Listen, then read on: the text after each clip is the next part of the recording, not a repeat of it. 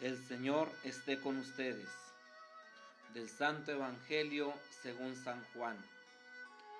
En aquel tiempo Jesús dijo a sus discípulos: Cuando venga el Consolador que yo les enviaré a ustedes de parte del Padre, el Espíritu de verdad que procede del Padre, Él dará testimonio de mí, y ustedes también darán testimonio, pues desde el principio han estado conmigo.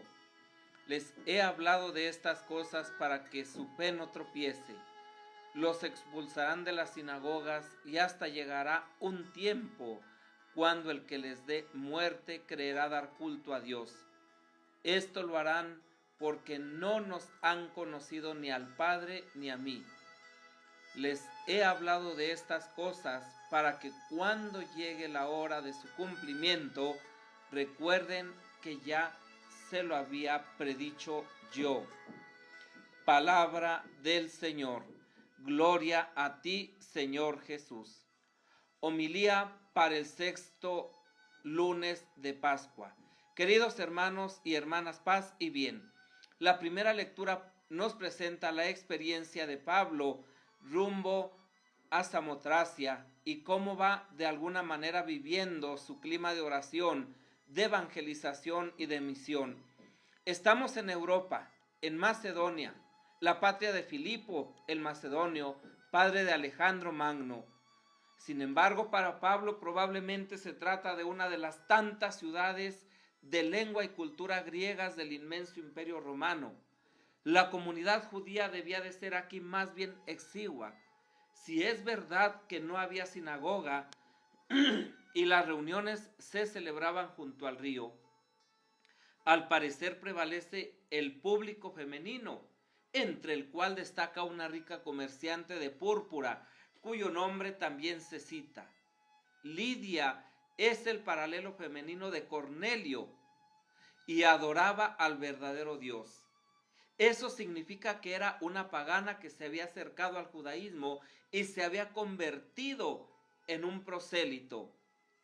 Contrariamente a lo que había sucedido en Antioquía de Pisidia, donde algunas mujeres habían participado en la revuelta contra los misioneros, Lidia se siente atraída de inmediato por el mensaje cristiano. En efecto, el Señor le abrió el corazón para que aceptara las palabras de Pablo, precisamente como había hecho el resucitado con los discípulos cuando les abrió la mente, según Lucas 24:25. En aquel momento Jesús les abre la mente y le reconocen. Es siempre el Señor quien acompaña a sus testigos y hace eficaz su palabra cuando y donde cree oportuno.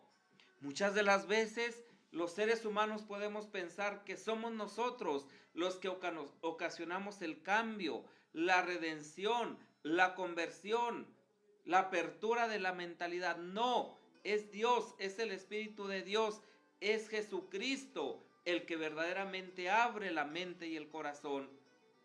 ¿Sí? Más tarde se desencadenará la fantasía de los apócrifos sobre este episodio, tejiendo una historia de aventuras y acontecimientos inverosímiles que tendrían como protagonista a Pablo y a Lidia. La realidad es que esta mujer se entrega verdaderamente al servicio del Evangelio, a la propagación de la fe y a la acogida de los misioneros. Por su parte, en el Evangelio, Jesús, después de haber advertido a los suyos del odio y de las persecuciones por parte del mundo, este es un aspecto importante. Jesús en ningún momento promete a sus seguidores, a sus discípulos, más aún a su iglesia, ¿sí?, momentos de quietud y de paz, que los habrá, que los tendrá muchos, pero sobre todo advierte sobre el odio y las persecuciones. Pretende ahora tranquilizarles diciendo que su fiel testimonio en las duras pruebas que sufrirán por parte de los tribunales del mundo será apoyado por el testimonio del Espíritu de la verdad, que Él mismo les enviará desde el Padre. Entonces este odio, estas persecuciones, estas calumnias, este dolor, este sufrimiento, esta cruz, este calvario que hay que vivir y que va ciertamente a desencadenar en el tribunal, ahí el Espíritu de Dios es donde dará la fortaleza. Más aún, las contradicciones serán el lugar donde se manifieste con poder la acción del Espíritu Santo que hablará por ellos. ¿Cuál es el contexto del testimonio del Espíritu? El odio del mundo. En este clima de oposición es en el que tendrán que dar testimonio de Cristo los discípulos. Él, sin embargo, una vez glorificado, enviará al Paráclito en unidad con el Padre. El Espíritu dará testimonio en favor suyo. A este testimonio interior, del Paráclito se añade el exterior de los discípulos. El Paráclito impulsa, da la fuerza, da la luz, da la gracia, pero es a través de los discípulos como se manifiestan. Banco de prueba para la fe cristiana. Los expulsarán de la sinagoga. Más aún, llegará un momento en el que les quiten la vida pensando que dan culto a Dios. Estas predicciones del Maestro a los suyos, realizadas con acentos de contenido y sufrimiento, revelan la verdad de los acontecimientos que vivirán en breve los discípulos. Los subraya para que estos a continuación, durante las pruebas, puedan acordarse de cuánto les dijo el Maestro y no tengan que sucumbir así al escándalo y continúen confiando en Él, porque la confianza en Dios no se da cuando se está bien, sino que se acrisola, se afianza cuando no se está bien. Los enemigos de la iglesia pueden pensar que están de parte del justo y tener también a Dios de su parte, pero como no han visto la verdad de la luz del Padre reflejada en la persona de Jesús, no han conocido el verdadero rostro del Padre. Queridos hermanos y hermanas, la vida del cristiano es a la vez tiempo de tentación y tiempo de testimonio. Siempre hay una contradicción, siempre hay esa pugna, siempre hay esos encontronazos. Tiempo de lucha y tiempo de colaboración en la obra del Espíritu, destinada a dar testimonio del resucitado. Así como el resucitado fue al Padre en medio de la incomprensión humana, así también los discípulos serán incomprendidos, expulsados de los lugares importantes e incluso les quitarán la vida. Se perfila aquí una visión heroica de la vida cristiana, una visión en la que el cristiano ha de ser testigo en el sentido más pleno, es decir, en el del mártir, solamente dando la vida por Jesucristo, dando la vida por el Evangelio, dando la vida por la fe, verdaderamente habremos vivido nuestro cristianismo, nuestro bautismo, nuestra consagración.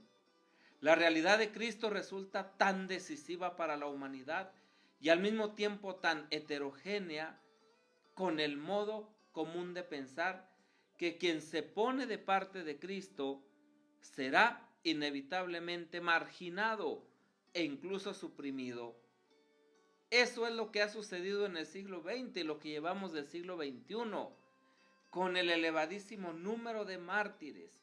Cuántas persecuciones, cuántas muertes por causa del Evangelio. Es lo que está sucediendo y presumiblemente sucederá en el próximo siglo, con la marginación práctica de quienes en medio del sincretismo general o del fundamentalismo que resurge, se ponen de parte de Cristo, amando, armado con solo poder de consolador. También hoy, los discípulos elegidos para ser custodios y testigos de la realidad divina de Cristo están advertidos de la incomprensión y de la hostilidad con que serán perseguidos por el mundo. y lo hará unas veces en nombre del progreso, otras de la emancipación y de la modernización, de la liberación de los tabúes, de las batallas de la civilización, de los derechos humanos y de todas las motivaciones que estos años se han esgrimido en no raras ocasiones, también para hacer olvidar el pasado cristiano e imponer nuevos modelos de vida. La pregunta sería, ¿cómo ponernos de parte del Evangelio? ¿Cómo dar testimonio de Dios en estas circunstancias, en esta situación? ¿Verdaderamente quedan cristianos hoy?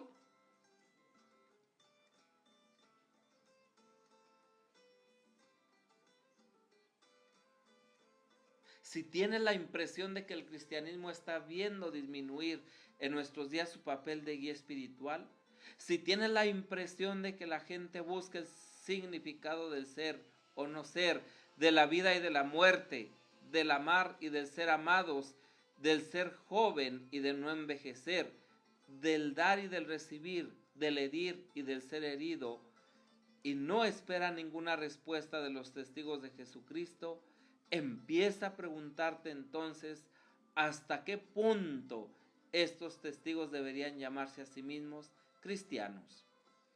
Queridos hermanos y hermanas, tú y yo, como testigos cristianos, debemos ser críticos, porque profesamos que el Señor volverá para hacer nuevas todas las cosas. La vida cristiana llama a cambios radicales, porque el cristiano asume una distancia crítica respecto al mundo y, a pesar de todas las contradicciones, continúa diciendo que es posible un nuevo modo de ser humano y una nueva paz. Esta distancia crítica es un aspecto esencial de la verdadera oración. Cuando nosotros verdaderamente examinamos nuestra actitud, nuestro comportamiento, nuestra práctica de la fe, y no nos sumamos a los criterios del mundo, ni mucho menos formamos parte de ellos, sino que vamos en la línea de Jesucristo, sin condenar a nadie, sin marginar a nadie, amando a todos y no sintiéndonos mejor que los demás, entonces estamos siendo testigos del amor de Dios en nosotros. Paz y bien.